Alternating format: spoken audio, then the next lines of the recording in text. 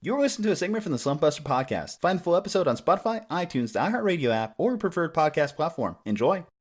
Two questions at the quarterback position here. On the rookies, which one of those guys, for dynasty purposes, are you taking first, whether it be Burrow, Herbert, Tua, of course? And then second question to that, and you can't name Lamar Jackson, who's going to be that next second-year, third-year quarterback that's going to establish themselves as a perennial top 10 guy? Oh, yeah. I like this question. Daniel Jones for the Giants.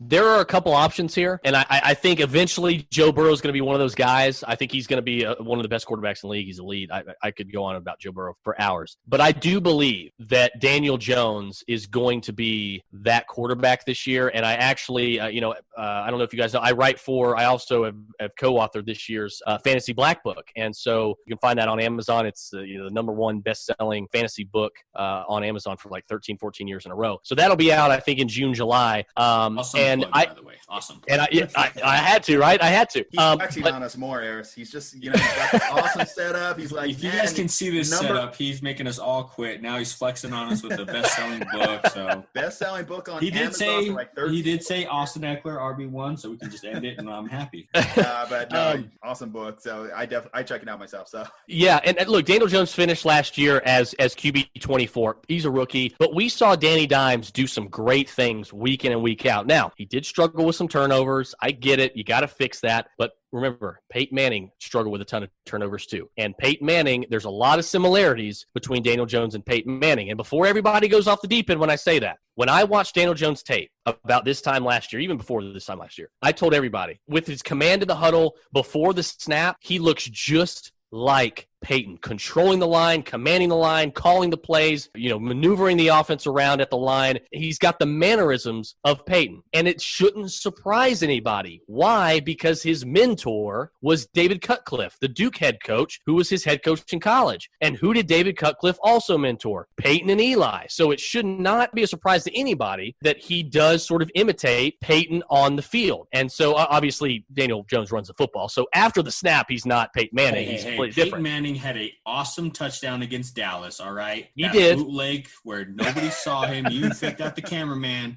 so we cannot snub his rushing prowess, all right? That is true.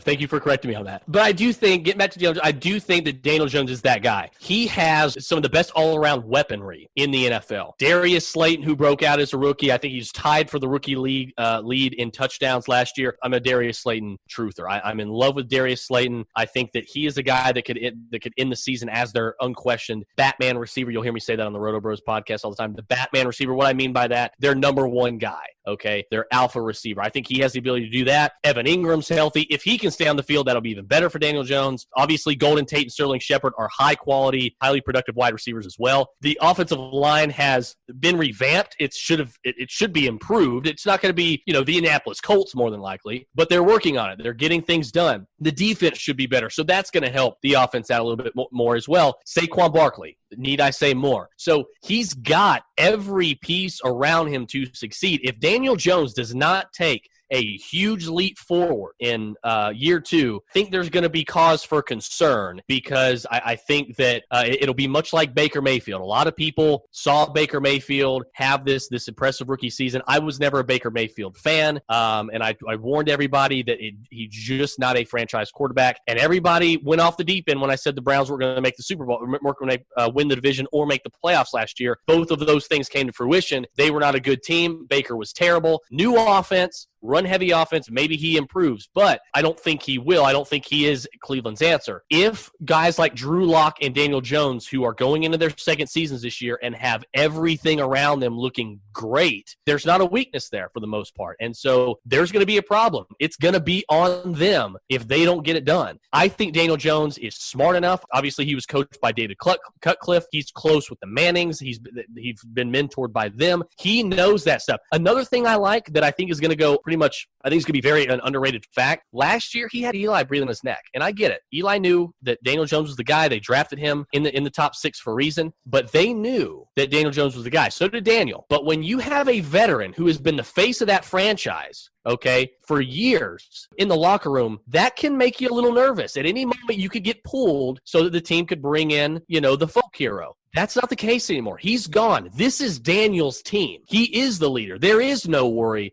about a quarterback behind you. He is the guy. So it's all on him. He's got it all working for him. I think Daniel Jones, I've got him finishing as QB 12, obviously on the edge there. I think he's going to take a huge step forward. I think he is going to be a guy that a lot of people can rely on this year. I love getting him as my QB 1 in one quarterback leagues late, and I love getting him a little bit earlier on than most people would be willing to draft him in Superflex. So I'm happy. I'm all in on him, but I think he is a guy that is definitely going to take a huge step forward and be, a top 12, maybe even top 10 quarterback in 2020. Well, I have no problems or issues with that take. What's going to be the big difference maker for Daniel Jones, of course, is he can definitely take advantage of a bad matchup. If you look at some of his games against the worst pass defenses in the league, yeah, like 40, 50-point games almost. Insane, like the week winners right there. Now, if he could do that against some good teams, obviously that's going to be where the difference lies. If he stops being a more matchup-based play.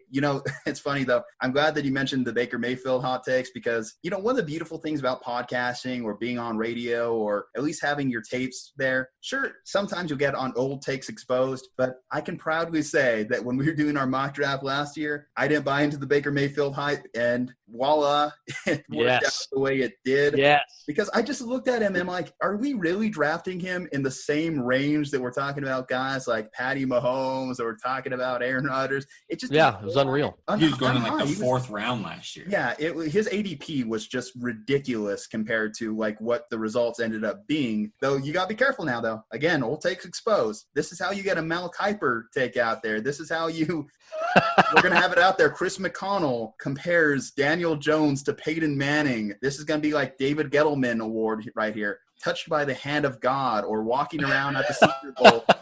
That man's a quarterback right there. If he doesn't have 56 touchdowns this year, I'm going to be mad as can be. I know. God, I would let you guys down if he had 49 touchdowns. It's unbelievable. And look, another thing about David Jones, kidding aside, another thing people got to remember about Daniel Jones, he's got a high floor. Why? Because he can run the football. He's not Phillip Rivers. He's not a statue in the pocket. Some of those guys can be QB1s and everything like that. But in fantasy, if you have a high floor like that and if things break down, you can make some stuff happen. Daniel Jones is 6'5". The guy can really move for his size, and that's valuable. In this new age NFL, where you typically have a lot more room when things do break down to run around and make something happen, Daniel Jones can do it. So that's another thing people need to realize. He's an underrated guy. I think another quick name, I won't get too far into it, but another underrated guy, Matthew Stafford, I think could really, he was a QB1 before he got hurt last year. Keep an eye on Matthew Stafford. If you can get him as your QB1 in one QB leagues or your number 2 quarterback in 2 QB leagues, I just did that in a dynasty league the other day. I would highly recommend it. He's going to have an excellent, excellent season.